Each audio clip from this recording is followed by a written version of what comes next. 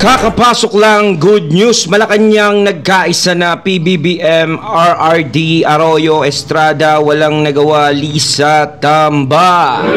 Ano na naman kayang chismis itong masasagap natin ngayon?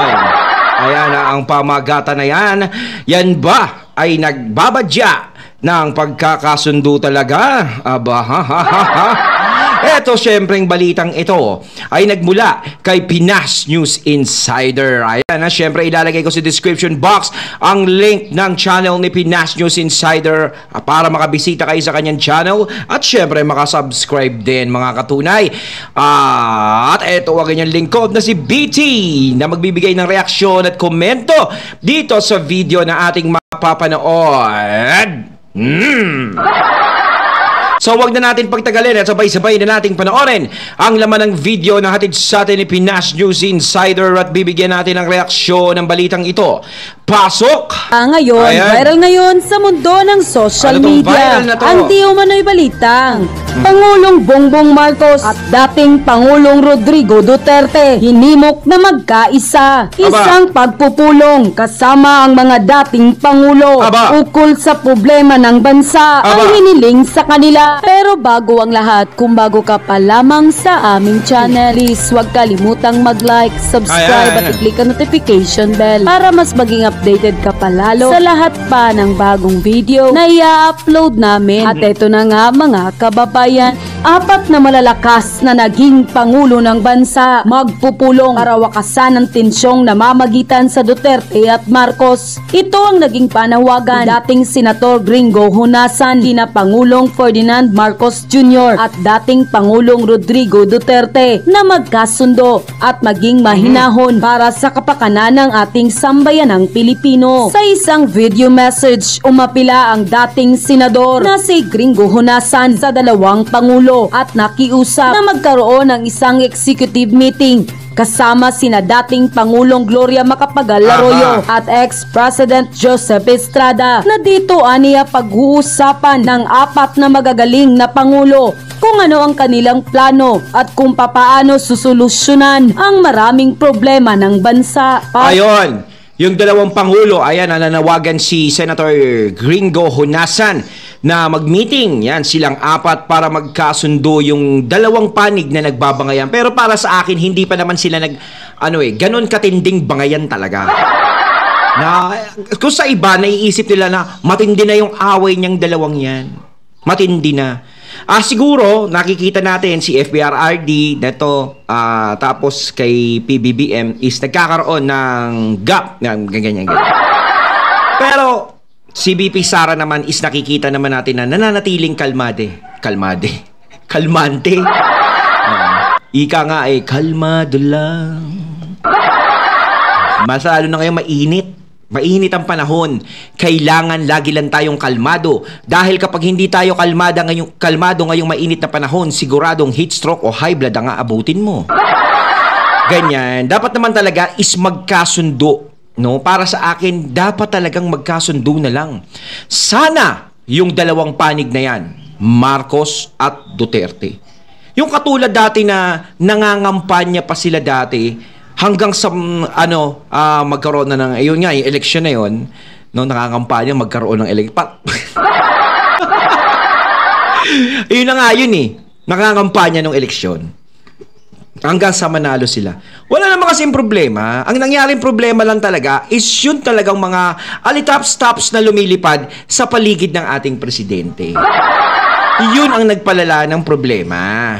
No? Kasi wala namang problema kay PBBM tsaka kay VP Sarang nakikita Talagang yun nagpapalala ng problema at yung talagang ang lakas na makaapekto sa kanila yung mga alitap-tap na yun.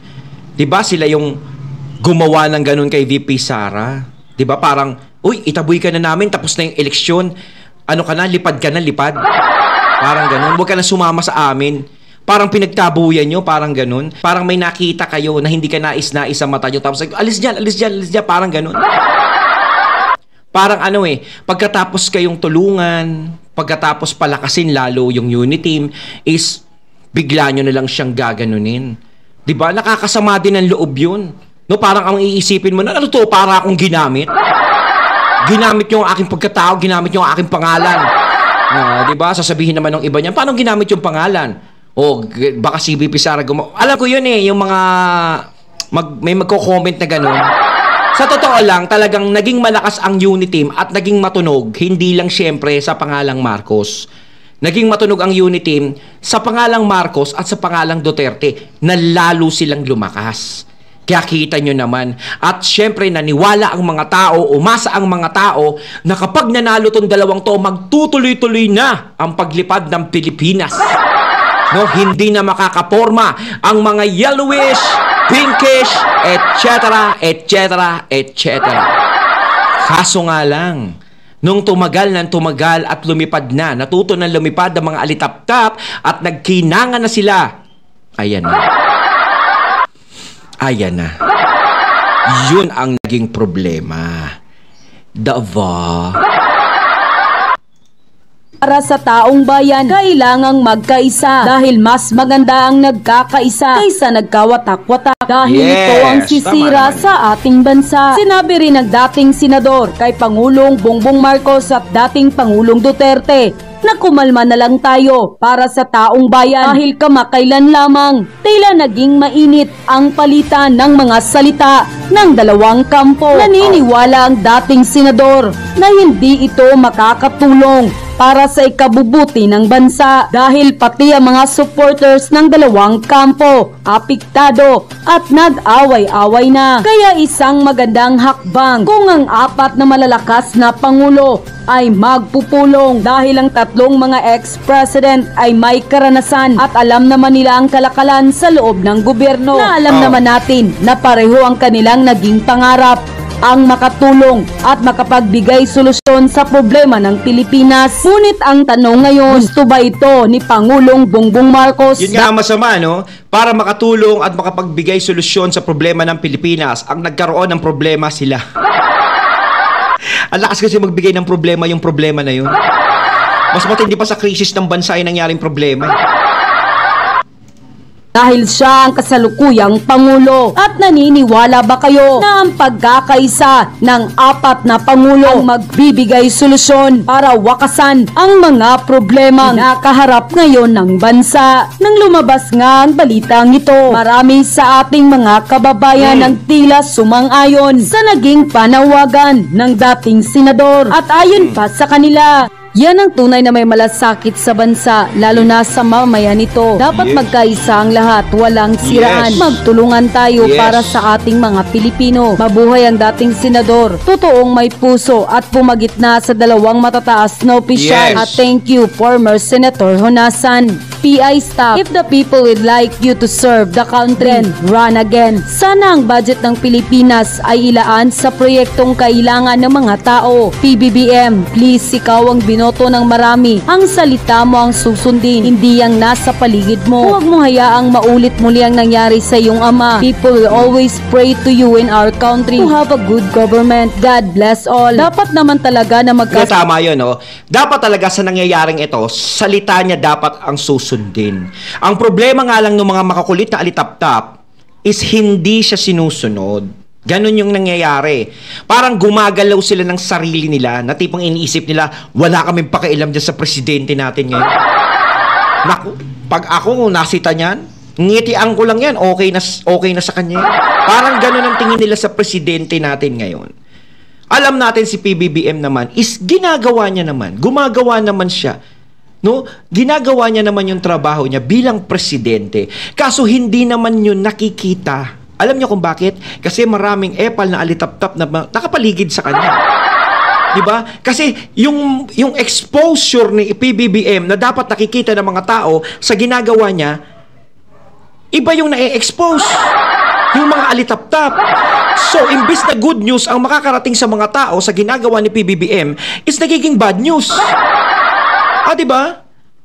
Kasi nga, yung mga alitap-tap na nakapaligid sa kanya is kapag gumagawa ng, alam mo na, tapos sinasabi, hindi mo sinusweto yung mga yan, diba? Yun ang iniisip sa kanya na hindi niya kayang swetuhin yung mga yon.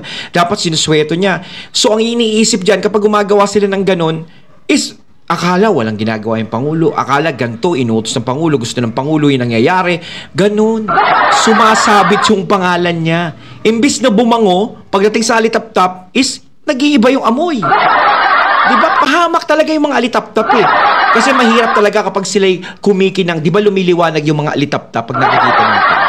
Di ba? At isa pa, yung hindi dapat mag-away is nag-away. No, hindi pa naman mako-confirm na away talaga eh. No, parang si FPRRD nga naman syempre, tata yan. Magre-react yan, magsasalita yung para sa anak niya. Oh, ala nga namang hindi magsalita si FPRRD tas ginaganyan yung anak niya. Kayo ba mga katunay, kapag ang anak nyo inaapi, sobrang aping-api na sa harapan nyo, in your face nyo pa. Hindi kayo magsasalita, hindi kayo kikiboy, hindi nyo paglalaban yung anak nyo. Oh, anong klaseng magulang kayo nun? Diba?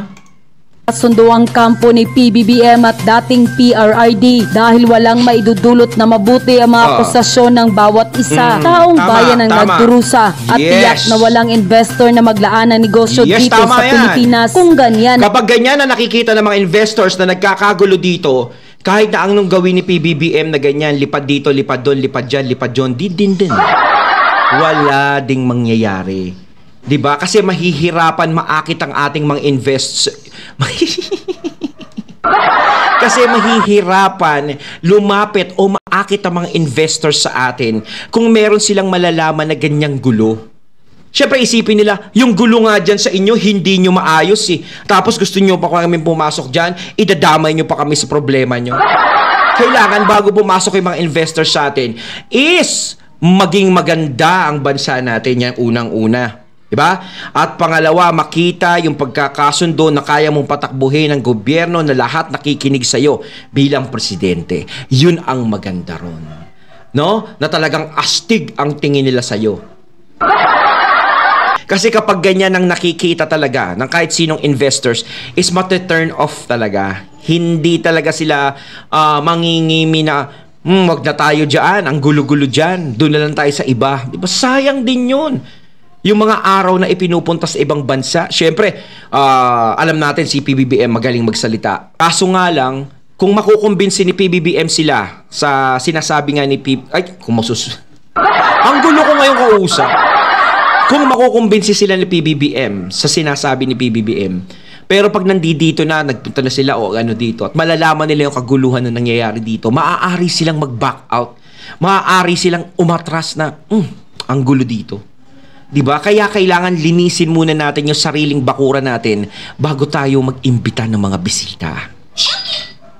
Na mga leaders ng ating bansa. Peace, peace, peace. At ituloy ang magandang adhikain para sa ating bansa. Mabuhay ang Pilipinas, mabuhay ang ating PBBM. Naging emotional lang talaga si former president dahil doon sa signature campaign na nangyari sa Mindanao na talaga namang parang malaking insulto. Ako intindihan ko lahat ng mga reaksyon ni FPRRD at mga sinasabi niya dahil lang yun talaga sa sama ng loob. 'Di ba? Dahil sa nangyari sa anak niya. Pero nung natapos ang eleksyon at tumagal ng konti, dumaan yung mga araw, buwan, is hindi naman talaga nagsasalita na sa FPRRD. Nakita naman natin na nasa simpleng buhay na lang ang gusto ni FPRRD. 'Di ba? Wala na siyang sinasabi. Ngayon lang, nito lang siya nagsalita simula nang uminit ang issue tungkol kay VP Sara, simula ng binanatan si VP Sara ng Pilipino na hindi man lang nabigyan ng paliwanag sa mga pinapirmahan. Bugso lang yun ang damdamin. Love you both, Sir PBM at FPRRD. Yes, tama lang na magkaisa upang maging maayos ang ating lipunan at maging mas maunlad ang ating bayan at magkaroon ng mas magandang kinabukasan ang mamayang Pilipino. Hindi dapat makita at mamulat sa mga kabataan ang mga hidwaan at awayan ng mga namumuno sa ating bansa. Dapat lang magkaisa at magtulungan at isipin ng mas maunlad. Hindi Duterte at mga Marcos ang dapat na magkalaban.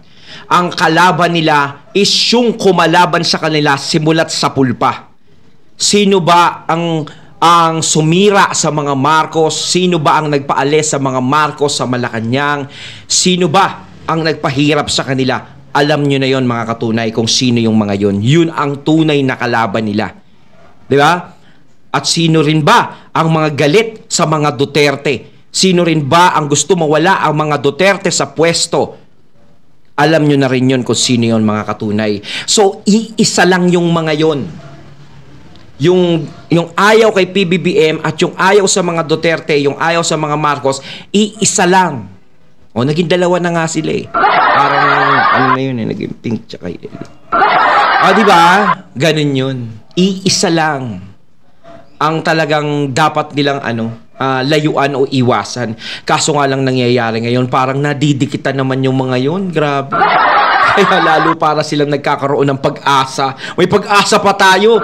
Kapag nasira yung Marcos tsaka Duterte, pwede tayo tumakbo sa susunod. Baka sa susunod, bumalik ulit sa yellow presidente natin. Lad na bansa upang matulungan ng mga Pilipinong mamamayan dahil minahal kayo ng taong bayan sa panahon ng halalan.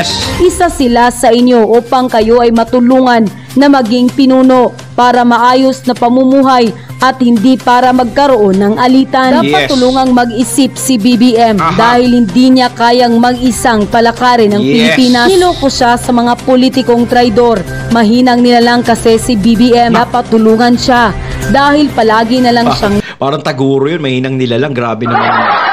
Lutang kung paano niya solusyonan ang problema ng Pilipinas. At saka na yung may mga video daw may mga na ilalabas daw yung video na ngayon. Aba, ano mga video yan Dapat magkaisa ang mga matataas na politiko na tulungan ang ating presidente ngayon kung papaano solusyonan ang problema ng Pilipinas at dapat si Martin Romualdez shut out mouth lang muna at ang First Lady dahil panggulo lang yang dalawa. Tama ang ginawa mo, gringo. Dapat magtulungan si PBBM at FPRRD. PBBM, sana naman makinig ka sa taong bayan. Hindi yung doon ka nakikinig sa mga nakapaligid sa'yo na puro mali ang ginagawa. Taong bayan ang pakinggan mo, PBBM. Ayon, natating natunghayan ng video na nagmula kay Pinas News Insider. Ayan talagang pinakikiusap nga na magkasundo na yung dalawa. No, dapat talaga hindi na nag-aaway yan Kasi sa pag-aaway nila, ang tuwang-tuwa dyan is yung mga taong alam nilang galit sa kanila. Yun ang mga dahilan doon. Talaga kahit kailan sa pelikula, hindi mawawala ang mga kontrabida. Kaya nilang pag-away-awayin, grabe, no? Pero hindi naman siguro masisira yung samahan na yan at hindi naman ikasisira ng bansa natin yan. Sana'y magbalik uli yung pagtutulungan nilang dalawa ng Duterte at Marcos, pero sinasabi ng iba na malabo na, ganyan. Hindi pa rin natin masasabi ang panahon. Dati nga nung nanalo sila, di ba? Buong akala natin solid na yung dalawa na hindi na matitipak o wala nang kahit na sinong eksena para masira sila. Buong akala natin yun. Pero nagkaganyan, nagkaroon ng problema. So ngayon, kung nagkakaroon sila ng problema at sinasabing wala nang pag-asa yan, hindi pa rin natin alam ang bola. Kumbaga gulong, minsan sa ibabaw, minsan sa ilalim. Ano connection nun? Di ba? Ganyan yan, parang ang buhay parang gulong. Hindi natin alam kung ano ang mangyayari. Kapag yan, ikot kasi ng ikot yan. Ewan ko kung ano pinagsasabi ko. Kaya kayo mga katunay, comment na lang kayo. So once again, I'm BT and I'm out. Peace.